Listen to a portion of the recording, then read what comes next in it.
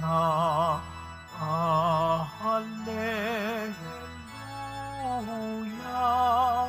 hallelujah.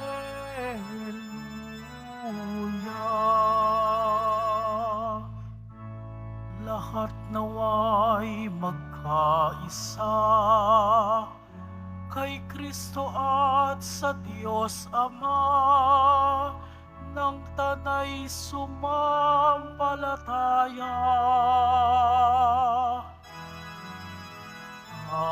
Hallelujah, hallelujah, hallelujah,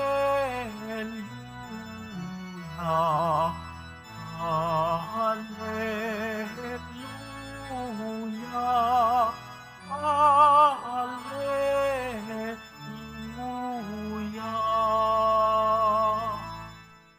Sumainyo ang Panginoon. At sumaiyo rin. Ang mabuting balita ng Panginoon ayon kay San Juan. Papuri sa iyo, Panginoon. Noong panahong yon, tumingala sa Jesus at nanalangin, Amang banal, hindi lamang ang aking mga alagad ang idinadalangin ko, kundi pati ang mga nananalig sa akin dahil sa kanilang pahayag. Maging isa nawa silang lahat, Ama, kung papaanong ikaw ay nasa akin at ako'y nasa iyo, ngayon din naman maging isa sila sa atin upang maniwala ang sanlibutan na ikaw ang nagsugo sa akin. Ang karangalang ibinigay mo sa akin ay binigay ko sa kanila upang sila'y ganap na maging isa, gaya nating iisa. Ako'y nasa kanila at ikaw ay nasa akin upang lubusang silang maging isa. At sa gayon makikilala ng sanlibutan na sinusugo mo ako at sila'y iniibig mo katulad ng pag-ibig mo sa akin. Ama, nais kong makasama sa aking kinaroroonan ang mga binibigay mo sa akin upang mamasdan nila ang karangalang bigay mo sa akin sapagkat iniibig mo na ako bago pa nilikha ang sanlibutan. Makatarungang Ama, hindi ka makikilala ng sanlibutan, ngunit nakikilala kita at nalalaman ng mga binigay mo sa akin na ikaw ang nagsugo sa akin. Ipinakikilala kita sa kanila at ipakikilala pa upang ang pag-ibig mo sa akin ay sumapuso nila at ako'y na may sumakanila. Ang mabuting balita ng Panginoon. Pinupuri ka namin, Panginoong Heso Kristo. Magsiupo mo ng lahat. Nananalangin ang ating Panginoon Kristo sa personal, nananalangin siya para sa kanyang mga apostoles, sa kanyang mga disipulo, at lalo tigit nananalangin siya para sa sanlibutan. Ibig sabihin, hindi lang po mga tao, kundi lahat ng mga nilikha ng Diyos. Bakit po tayo nananalangin? Karamihan po sa atin ay isa ang pag-unawa ng panalangin. At ito po, kadalasan ay one-way ticket na ang karamihang alam sa dalangin, magsasalita ka ng iyong mga intensyon, idulog mo sa Diyos at ayun na. Ano ang iyong panalangin? Ano ang iyong panalangin? Para po mga wishes na ito yung aking panalangin. It's a one-way ticket. We have to understand, sisters and brothers, prayer first of all is a quality of life and relationship. Ito po yung ating panalangin na nagkwa-qualify sa ating relasyon sa Diyos dahil siya ang pinagmula ng ating buhay. At siya ang nagbigay din personally sa ating buhay at ang lahat ng nakapalibot sa atin na meron tayong malalim na ugnayan sa Kanya. That is first of all that we have to be thankful. Tayo po'y nagpapasalamat dahil una tigit sa lahat sa binigay niyang buhay sa atin ay hindi na po ito matutumbasan. Ika nga, milyones po siguro ang nawawala sa mundong ito sa araw na ito. Pero mapalad tayo dahil nakapagsimba tayo, nagising tayo kininang umaga, nagdasal tayo. What greatest miracle happening to us day by day at pinapalakas natin ang ating relasyon sa Diyos. So kahit po tayo nananahimik, ang buhos ng buhay na pinagkaloob sa atin ay atin din po itong natatanggap.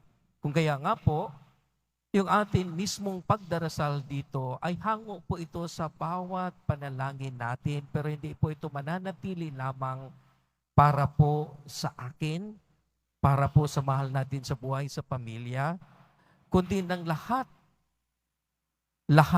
ng nilikha ng Diyos katulad din po natin. Ibig sabihin po, the quality of prayer, and the quality is prayer. Prayer is a quality of life that is inclusive. The tendency po ng ating pagkatao, we tend to be divided. Kung napapansin ninyo at hindi ito napag-nilalayan, halimbawa, basta okay lang ang pamilya ko, many of us we don't care about the others. Basta okay lang ang kapaligiran ko, matapon ko ang sa loob ng bahay. The tendency for us is, bahala na kung saan ko ilalagay itong basura pagkat lalabas ko ng bahay. Hindi na natin sinusigurado kung saan ito mapupunta. Wala na tayong pakialam kung nasa labas na bahay. Tendency is, we tend to divide ourselves. Na kung atin pong titingnan, isa lang po ang ating bahay, isa lang po ang kabuuan nito. Hindi lang po sa ating maliit na bahay na sisilungan po natin.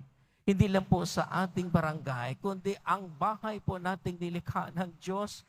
Dahil pag naapektuhan po ito, kasama po tayo. So sa ating panalangin, it should be inclusive.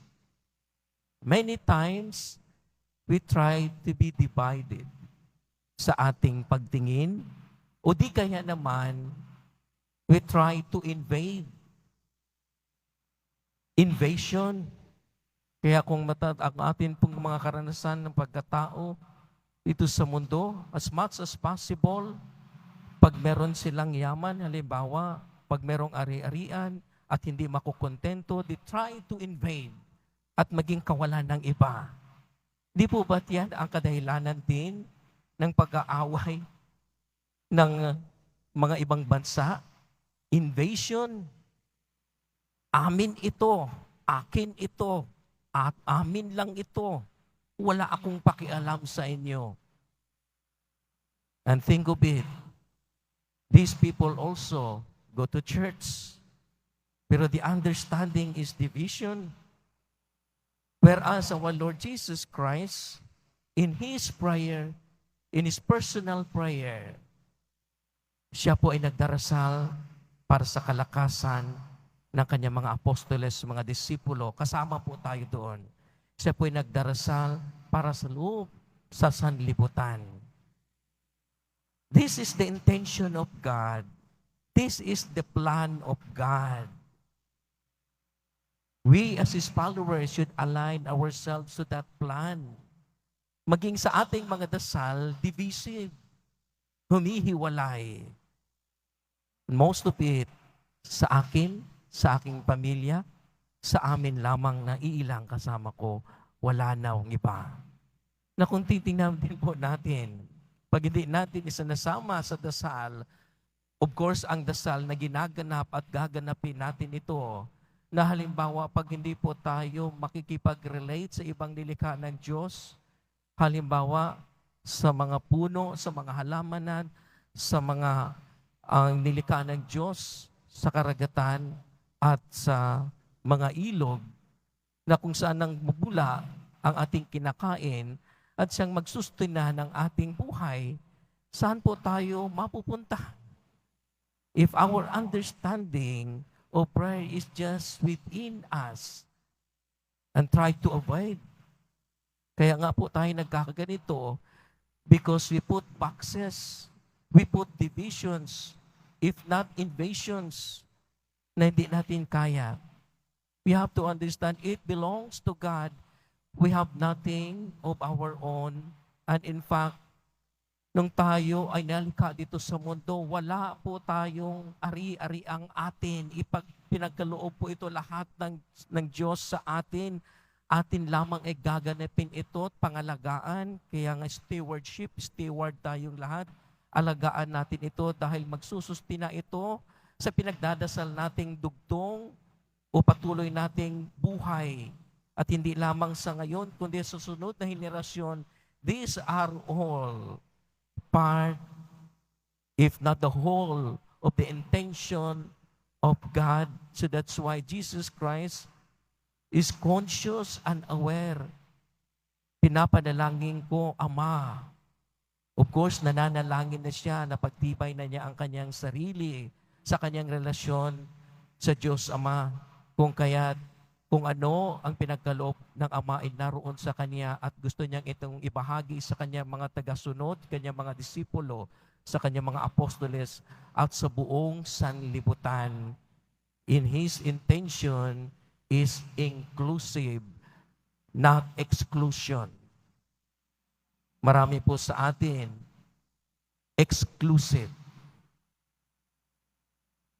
Amin lang, rather than inclusive.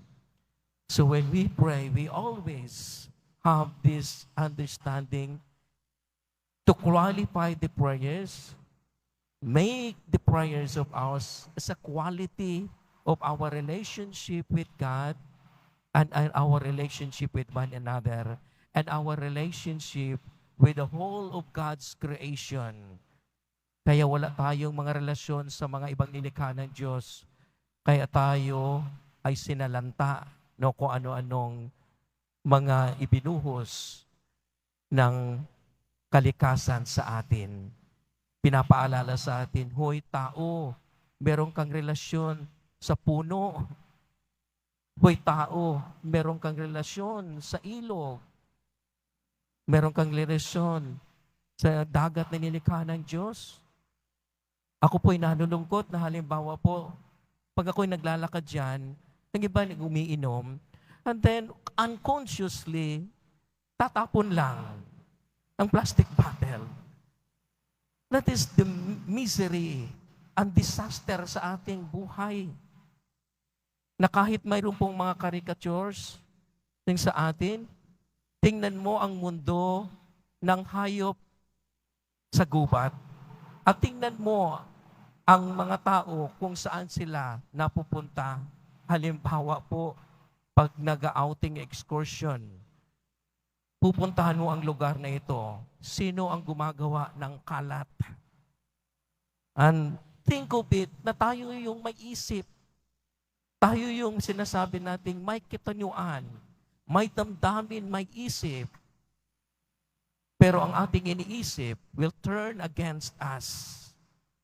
Dahil tayo nagpapaya, wala tayong relasyon sa kung ano ang pinagbigay sa atin ng Diyos na narito sa kalikasan. And yet, many of us will continue praying, but not aware of the situation around. Kaya nga, exclusive yung ating dasal.